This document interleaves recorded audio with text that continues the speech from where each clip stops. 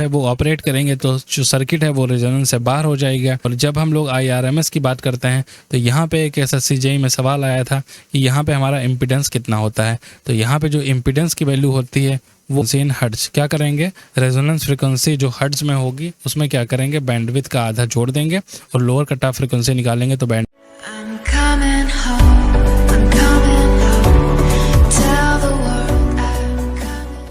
So hello everyone, Akshara engineers academy के the 10 minute concept में आप सभी का बहुत बहुत स्वागत है। तो दोस्तों आज के इस वीडियो में हम लोग सीखने वाले हैं बैंडविड्थ। जितने भी टाइप के जो है JEE इलेक्ट्रिकल में जो है इस पे सवाल बनते हैं वो सारे फार्मूलेस हम लोग कवर कर लेंगे ताकि आप लोग कभी भी ज़िंदगी में बैंडविड्थ ना भूल पाएँ। तो दोस्तों बैंडविड्थ को समझने से पहले हम लोग को समझना पड़ेगा करंट वर्सेस रेजोनेंस फ्रीक्वेंसी का ग्राफ। तो चलिए दोस्तों सबसे पहले हम लोग जो है वो करंट वर्सेस फ्रीक्वेंसी के ग्राफ को ही जो हम लोग सबसे पहले क्या करते हैं वो सीख लेते हैं ताकि आप लोग को जो बैंडविड्थ समझने में बहुत ही ज़्यादा आसानी हो।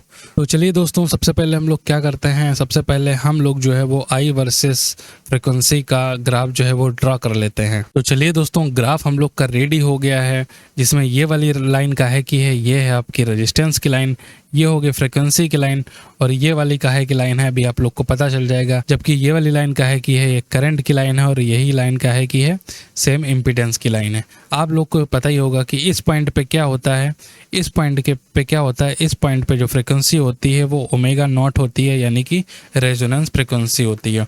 और रेजोनेंस फ्रीक्वेंसी पे जो इम्पीडेंस होता है उसका मान कितना होता है, वो मिनिमम होता है। यानी कि सबसे कम इम्पीडेंस का आपको कहाँ पे देखने को मिलेगा, वो देखने को मिलेगा रेजोनेंस फ्रीक्वेंसी पे। यानी कि Z यहाँ पे क्या मिलेगा आपको, Z मिनिमम मिलेगा और किसके बराबर होगा, वो R के बराबर होगा।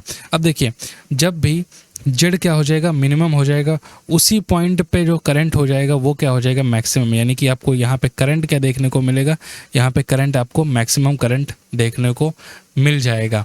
तो इसीलिए ये काहे की लाइन हो गई।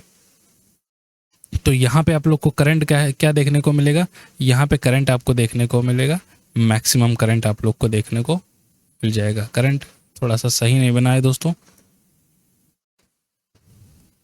यहाँ पे करंट क्या देखने को मिल जाएगा आप लोग को दोस्तों, यहाँ पे करंट आप लोग को मैक्सिमम करंट देखने को मिल जाएगा। अब हमको करना क्या है, हमको करंट की RMS वैल्यू लेनी है। तो हम लोग क्या करेंगे, एक लाइन हम लोग यहाँ पे खींचेंगे। अगर हम लोग यहाँ पे एक लाइन खींच देते हैं तो हमको क्या मिल जाएगा, करंट की RMS वैल्यू मिल जाएगी। यानी कि IRMS बराबर कितना होता है, मैक्सिमम करंट को अगर हम लोग √2 से डिवाइड कर देते हैं तो इस पॉइंट पे हम लोगों को क्या मिल गया, हमको क्या मिल गया, करंट की RMS वैल्यू मिल गई। यानी कि मैक्सिमम करंट को जब हम लोग √2 से डिवाइड कर देते हैं तो हमको क्या मिल जाता है, हमको मिल जाता है RMS करंट। अब देखिए आपको दिख रहा होगा कि इसने क्या किया है, 2 पॉइंट पे जो है उसने कट किया है, एक ये पॉइंट पे कट है और एक ये पॉइंट पे कट है। अब इसके बीच की जो दूरी होती है दोस्तों, यानी कि इसके बीच की ये जो दूरी जो है यही क्या है, बैंड विड्थ है। यही क्या है, बैंड विड्थ। अगर हम लोग इस पे एक लाइन को ड्रॉ कर दें, यहाँ पे अगर एक हम लोग लाइन ड्रॉ कर देते हैं दोस्तों, और यहाँ पे भी अगर हम लोग एक ड्रॉ कर देते हैं लाइन, तो ये जो आप लोग को यहाँ से यहाँ तक की दूरी दिखेगी, इन दोनों लाइनों के बीच की जो दूरी दिख रही है दोस्तों, वही क्या है हमारी, वही बैंड विड्थ है। और इस पॉइंट को हम लोग बोलते हैं, इस पॉइंट को हम लोग क्या बोलते हैं दोस्तों, इसको हम लोग बोलते हैं ω1 और इस वाले पॉइंट को क्या बोलते हैं हम लोग, ω2। और बीच वाले पॉइंट को तो आपको पता ही है क्या है, रेजोनेंस फ्रीक्वेंसी। तो यही क्या है, ω1 से ω2 के बीच की जो भी दूरी होगी यही क्या है, हमारी बैंड विड्थ। यही क्या है दोस्तों, बैंड विड्थ। ω1 को हम लोग बोलते हैं lower cut off frequency, lower cut off frequency, और इसको बोलते हैं हायर कट ऑफ फ्रीक्वेंसी। अब इसका मतलब क्या है, यानी कि अगर सर्किट हम लोग ओमेगा 1 से नीचे पे जो है वो ऑपरेट करेंगे तो जो सर्किट है वो रेजोनेंस से बाहर हो जाएगा, या तो हम लोग ओमेगा 2 के बाहर अगर सर्किट ऑपरेट होगा तो वो भी रेजोनेंस के बाहर हो जाएगा।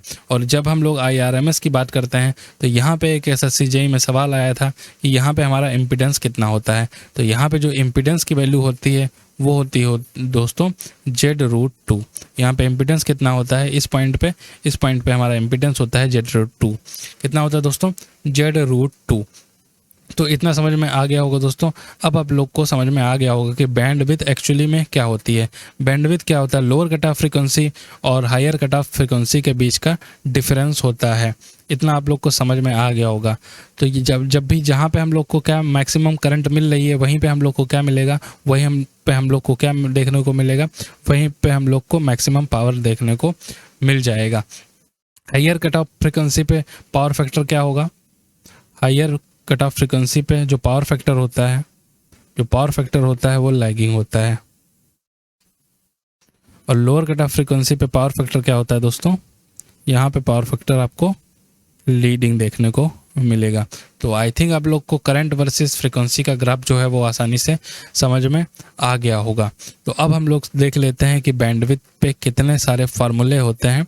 तो उन सारे फार्मूलों को हम लोग 1 बाय 1 एक बार देख लेते हैं फटाक से। तो अब जैसा कि आप लोग को पता ही चल गया होगा कि बैंडविड्थ होती क्या है, तो बैंडविड्थ होती है higher cut off frequency minus lower cut off frequency का डिफरेंस होता है। और बैंडविड्थ को हम लोग डेल्टा W या B से भी रिप्रेजेंट करते हैं। तो यानी कि बैंडविड्थ क्या है? Lower cut off frequency versus higher cut off frequency का डिफरेंस होता है। ठीक है दोस्तों। दूसरा फार्मूला आता है कि यानी कि lower cut off frequency into higher cut off frequency को अगर हम लोग मल्टीप्लाई कर देते हैं तो हमको कितना मिलता है? 1/LC प्राप्त होता है। कितना प्राप्त होता है दोस्तों? 1/LC मिलता है। कितना मिलता है दोस्तों? 1/LC मिलता है। वहीं अगर हम लोग बात करें बैंडविड्थ की, यानी कि डेल्टा W बराबर क्या होता है? W2 माइनस WN, यानी कि higher cut off frequency minus lower cut off frequency upon is equal to होता है R/L, यानी कि रेजिस्टेंस अपॉन इंडक्टेंस।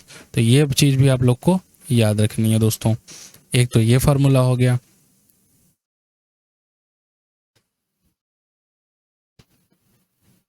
इस पर भी स्टार बना देते हैं दोस्तों। ये सारे फार्मूला जितने भी मैं आप लोग को बता रहा हूँ ये सारे इम्पॉर्टेंट फार्मूलाज ही हैं। अगर हम लोग रेजोनेंस फ्रीक्वेंसी की बात करें तो रेजोनेंस फ्रीक्वेंसी में lower cut off frequency into higher cut off frequency का रूट होता है, यानी कि रेजोनेंस फ्रीक्वेंसी बराबर under root lower cut off frequency into higher cut off frequency. तो ये फार्मूला भी आप लोग को याद रखना है। और फार्मूले की बात करें तो हमारा बैंडविड्थ बराबर क्या होता है? बैंडविड्थ बराबर हमारा होता है रेजोनेंस फ्रीक्वेंसी अपॉन में क्वालिटी फैक्टर। तो ये फार्मूला भी आप लोग को याद रखना है कि बैंडविड्थ बराबर क्या होता है? रेजोनेंस फ्रीक्वेंसी अपॉन में ये क्या है? Quality factor. ये क्या है? रेजोनेंस फ्रीक्वेंसी अपॉन में क्वालिटी फैक्टर।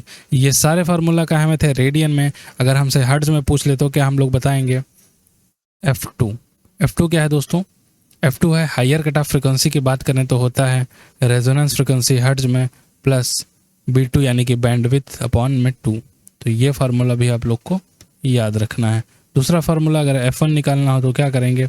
F0 माइनस का B/2। तो ये फार्मूला भी आप लोग को याद रखना है। F2 क्या है? Higher cut off frequency in hertz. और F1 क्या है? Lower cut off frequency in hertz. क्या करेंगे? रेजोनेंस फ्रीक्वेंसी जो हर्ट्ज में होगी उसमें क्या करेंगे? बैंडविड्थ का आधा जोड़ देंगे और लोअर कट ऑफ फ्रीक्वेंसी निकालेंगे तो बैंडविड्थ का आधा घटा देंगे। उसके बाद अगर हम लोग बैंडविड्थ की बात करें इन हर्ट्ज में तो होता है कितना? R/2πL। तो ये फार्मूला भी आप लोग को याद रखना है दोस्तों। तो आई थिंक आप लोग को जो है बैंडविड्थ के सारे फार्मूले समझ में आ गए होंगे। बैंडविड्थ क्या होती है वो भी समझ में आ गया होगा। तो आशा करते हैं कि वीडियो पसंद आया तो वीडियो को कर देना लाइक। चैनल पे पहली बार आए हो तो चैनल को कर दीजिएगा सब्सक्राइब। मिलते हैं नेक्स्ट वीडियो में किसी नए टॉपिक के साथ। अगर कोई स्पेसिफिक टॉपिक चाहिए तो आप लोग बता दीजिएगा।